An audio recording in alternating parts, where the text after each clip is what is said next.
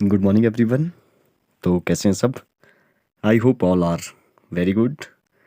तो चलिए आज इस वीडियो में जो वो समझते हैं कि एलसीएम कैसे जो वो निकाला जाए। पहले तो एलसीएम को जो वो बिल्कुल बेसिक से समझना पड़ेगा, क्योंकि बहुतों को एलसीएम का पता नहीं होता है कि एलसीएम का एक्चुअल में मतलब क्या है। फिर जो वो यहाँ पे 4 क्वेश्चन है, इनका आंसर जो वो बिल्कुल सेकंड्स में जो वो बता पाएंगे। पहले एलसीएम को समझिए। एलसीएम का मतलब होता है लीस्ट कॉमन मल्टीपल। या लीस्ट का मतलब होता है स्मॉलेस्ट, सबसे छोटा, और वो कॉमन होना चाहिए, मतलब दोनों में होना चाहिए, या 3 नंबर भी हो सकते हैं। मल्टीपल हो, जैसे एग्जांपल के लिए यहाँ पे फर्स्ट क्वेश्चन ही ले लेते हैं, जैसे 14 है। अगर मैं देखूँ कि 14, या छोटा क्वेश्चन लेते हैं पहले, जैसे मैंने ले लिया 2 और 3, 2 एंड 3। अगर मैं 2 के मल्टीपल देखूँ तो 2 के मल्टीपल है 2, 4, 6 और 8। ये चलता रहेगा आगे आगे, ठीक है, क्योंकि मल्टीपल जो वो हमारे पास बहुत सारे हैं, ठीक है, अनकाउंटेबल है, इनफाइनाइट। अगर मैं 3 के लिखूँ तो 3 के मल्टीपल हो जाएंगे 3, 3 टू जा 6, 3 3 जा 9, 3 4 जा 12, ठीक है। ऐसे लिखते लिखते ये भी बहुत सारे हैं। अब बात यह है कि सब यहाँ पे ना हमने एक लिस्ट बना दी मल्टीपल्स की, लिस्ट बना दी मल्टीपल्स की। अब हम देखेंगे कि कॉमन कौन कौन है।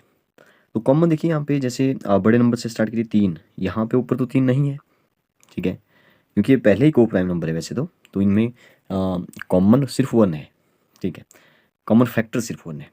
तो 3 ऊपर तो नहीं है। 6, 6 देखिए यहाँ पे 6 है, तो 6 जो वो यहाँ पे ऊपर भी है। इसका मतलब है 6 जो वो हमारे पास कॉमन मल्टीपल मिला। आगे जाकर के 8 के बाद जब हम 10 लिखेंगे, फिर 12 लिखेंगे, ठीक है, तो 12 हमारे पास दूसरा कॉमन मल्टीपल आया। अब ये तो कॉमन मल्टीपल आ गए, लेकिन इनमें छोटा कौन है, मतलब लिस्ट कौन है। तो लिस्ट का मतलब है लिस्ट सबसे छोटा 6 मिला। अब 6 जो वो हमारे पास एलसीएम निकल गया। ये तो था हमारे पास बाई लिस्टिंग की, आप जो मल्टीपल्स लिखिए और फिर जो वो कॉमन मल्टीपल लिखिए और सबसे छोटा देखिए। ये सिंपल सा तरीका था कि एलसीएम कैसे निकालते हैं। लेकिन आपको मैं ऐसे ही बताता हूँ, जैसे जैसे जैसे लास्ट क्वेश्चन है, बड़ा इजी क्वेश्चन है, बड़े नंबर है लेकिन सबसे इजी यही है। जैसे मैं देखूँ कि बड़ा नंबर देखिए 88। क्या 88 44 के टेबल में आता है? यस, 44 टू जा होता है 88। अब देखिए 88 वन जा 88 होता है, और 44 टू जा 88 होता है। इसका मतलब है कि 88 ही हमारा एलसीएम है, क्योंकि 88 जो वो 88 के टेबल में तो आएगा ही, फर्स्ट मल्टीपल ऑफ 88, और 44 का दूसरा मल्टीपल 88 है। तो कॉमन जो सबसे छोटा है दोनों में, वही तो एलसीएम है। तो 88 हमारा एलसीएम है।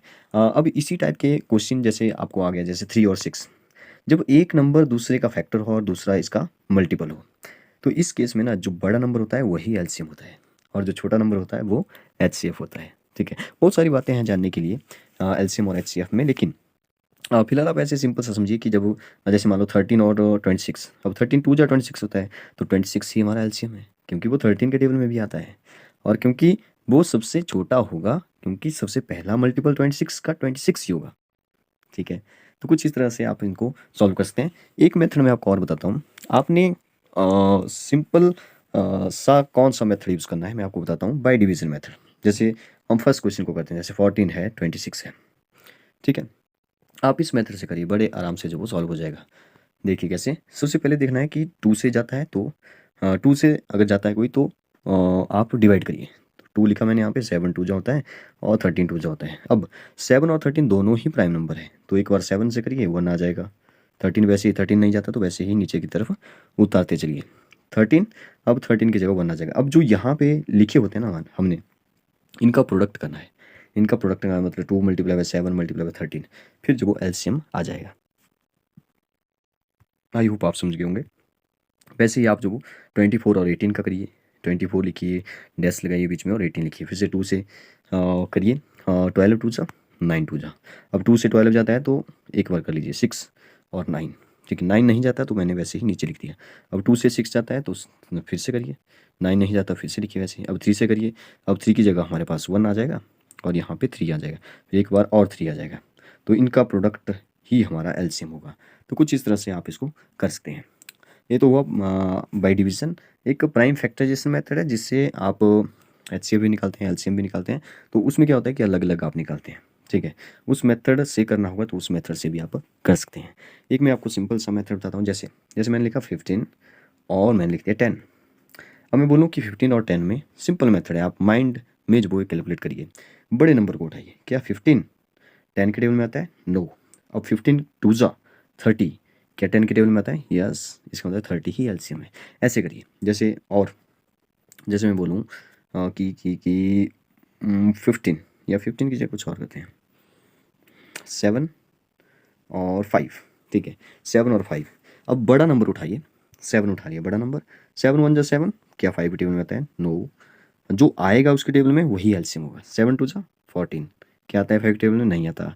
5 का रूल ये है कि 5 के टेबल में जो यूनिट प्लेस है वो 0 या 5 ही होगा, ठीक है। तो 5 3 जा 15, सॉरी 7 का पढ़ रहे हैं हम लोग, तो 7 3 जा 21, क्या 5 के टेबल में आता है? No no.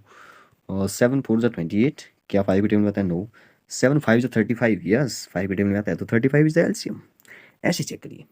ये सबसे बेस्ट मेथड मुझे लगता है कि माइंड में आप जो इसको कैलकुलेट कर सकते हैं, ठीक है। और भी एक तो मेथड है, लेकिन किसी दूसरे पार्ट में फिर कभी डिस्कस करेंगे।